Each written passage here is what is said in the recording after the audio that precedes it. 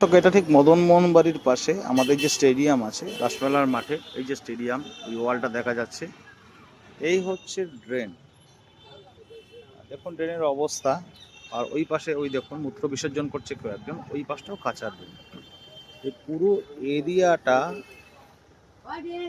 পাকা কোনোদিনই হয়নি। এর পেছনে বড় একটা কারণ, এই জায়গাটায় ভোটার নেই। তো আমরা কোচবিহার হেরিটেজ বাজেট ইউটিলাইজ করছি, কোথায় করেছি বা করেছেন কারা জানি না।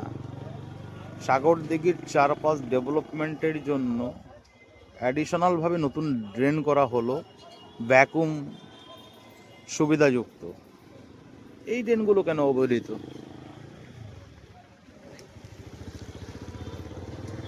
এটা হচ্ছে পিডাব্লিউডি।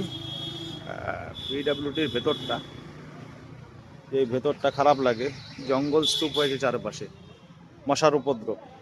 এই জায়গাগুলো না খুব চোখে লাগে। কোচবিহার শহর পরিষ্কার পরিচ্ছন্ন শহর হবে, এটাই স্বাভাবিক।